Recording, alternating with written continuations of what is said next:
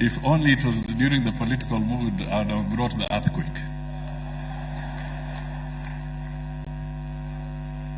But today I will not do the earthquake, because earlier on, Kanini Kega had a whirlwind when he was talking.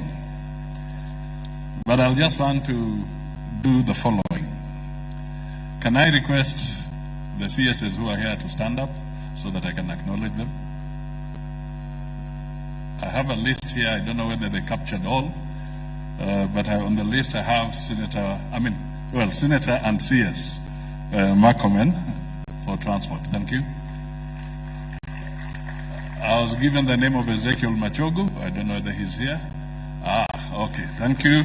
Education, Zachary Njeru from here. Elido Walo, Rebecca Miano, Mrs. Bore, and Susan Nakumicha. Help. Your Excellency, because these were prayers, who have I missed? Chelugui, sorry. Mheshimiwa Chelugui, thank you. There were also very many PSs here, 24 of them. Can they stand up? As I mention your name, just wave and sit down. Raymond Omolo, Bitok Ambassador, thank you. Salim Dakota, Abdi Dubat, Mary Murioki, Charles Hinga, Beatrice Inyangala, thank you. Belio Kipsang, Joseph Motari, Patrick Mariro, very good. Jonathan Mweke, Tony Mbaika, Terry Mbaika, Alex Wachira,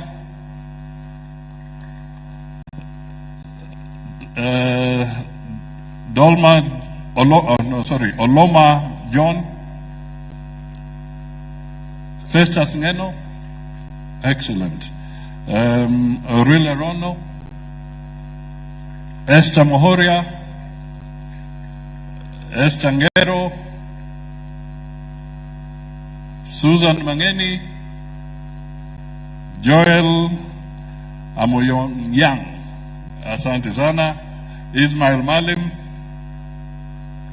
Patrick Mariro, I think that's coming twice, Umi Bashir, and Paul Rono. Is there anybody I've missed? Mwadime and Mutahi. And who? Just raise your voice. Mbogwa. Thank you. I was going by the list that had been delivered to me.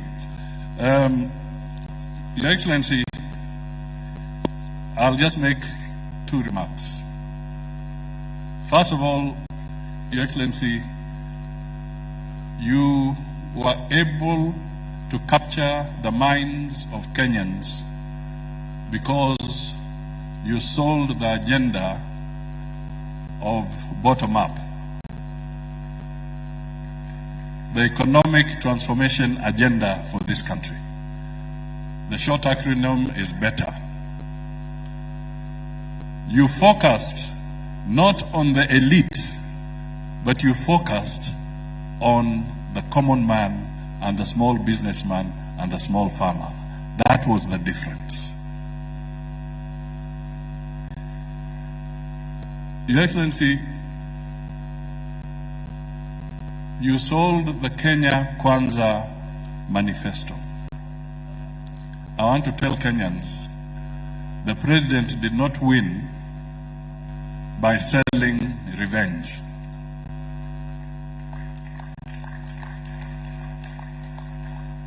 The president did not win by selling revenge. He sold an agenda to transform this country. And in the Kenya Kwanza agenda, revenge does not exist. We want to unite the country under the leadership of William Samoei Ruto. We want to be a law-abiding nation under William Samoei Ruto. And we want to have a nation of fairness and justice. The evil things that were visited on Ruto do not define his agenda. He has gone above that. He is now focused on growing this country. So those of us who are his lieutenants, I would like us to urge our Kenyans, whether you are in a county assembly, whether you are in parliament, whether you are in government, let us work together with the president to bring everybody together, because 5 years is a short time, and we want to make sure that 2027 shall be a walkover. So on his behalf, let me plead that particular case. Having said that, let me also acknowledge, Your Excellency, that the hallmark of a mature democracy is a democracy that can transition smoothly and legally from one administration to another. You have done it. You have voted legally. You have voted smoothly. Those who had doubts, you have indicated by the Supreme Court. You are now the president. There is no reverse gear. And for those who still have doubts, we can only ask the clergy to pray for them. Waombe. If you transit as a bishop, the way Bishop Kitonga is transiting, he hands over to the next. If you are a Chief Justice, a strong judiciary is that once the Chief Justice has served his term, he transits and he allows the other Chief Justice to function. If it is an Inspector General, you do your job. When you transit, you allow the other Inspector General to do their job. You don't come back to the arena. So we are pleading and reminding those who have transited that the time now is for William Ruto. You transit and let William Ruto do his job. Huu ndio ujumbe wangu. And as we stand here, we want to foster growth, we want to have equity, and we want to have a sustainable economy. And the person driving us is William Samoei Ruto.